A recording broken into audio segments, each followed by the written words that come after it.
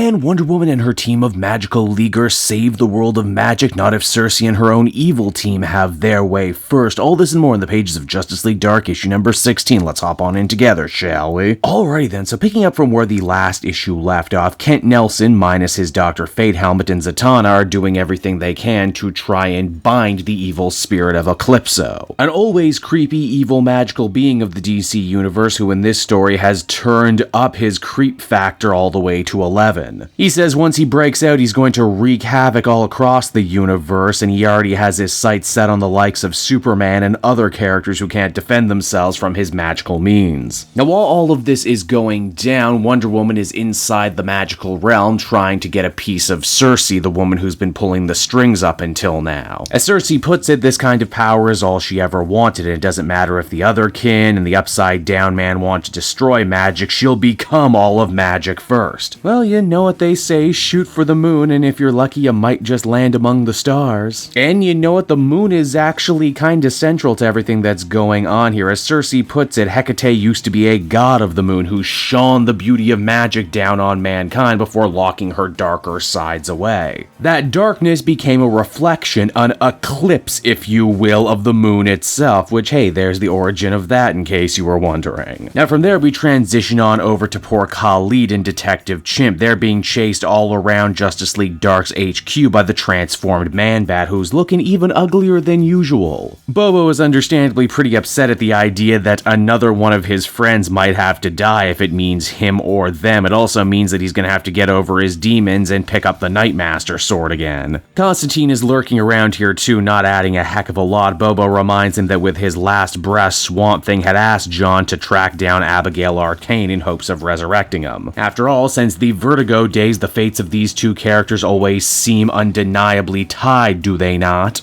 But more on that next issue, probably. We again cross on over to see what Wonder Woman and Circe is doing. The sorceress waxes poetically a bit about how she's already struck deals with the forces of the living, here personified by the forces of the New Green, the forces of death, and very soon she will master the powers of the divine, but not on her own, that is. That's the whole reason Wonder Woman is here in the first place, and I can't believe I'm actually gonna say it, but I feel here James Tynion actually uses the whole Wonder Woman as a demigod thing to good effect, and yes, I know I'm in the minority on that one, but I never liked the idea of her being a demigod. You see, basically what Circe hopes to do is pull a good old-fashioned superior Spider-Man, stealing Diana's body and going back to the real world, as if nothing has changed. Granted, a lot has changed, it's just stuff Circe had no control over, for you see, it's right around here that this book actually starts linking up with the end of the last issue of Justice League, wherein Apex, Lex, and Perpetua shine their symbol of doom all across the world as the comic comes to a close. And so that was Justice League Dark issue number 16, everybody, and while from a technical level it's still definitely a good comic, I'd be lying if I said I don't feel like it's kinda losing me this arc particularly. Just feels like there's a whole lot of different plates being spun at once and the team is more fragmented and fractured than they ever have been before. It's also getting to the point too where I'm starting to wonder, alright, but who is the real worst threat to magic right now? We had the Lords of Order, then we have the other kind, then we have Circe and the Witch Marked. Are we walking backwards in a story here? It's hard to tell. I definitely like that Circe is the main foe here opposing Wonder Woman, and we're getting to see these two interact in a way that we never really got to see them interact in any modern Wonder Woman story. I don't know, it just feels slightly different to me. Maybe I'm wrong, who knows. Overall, I'd give this a 7.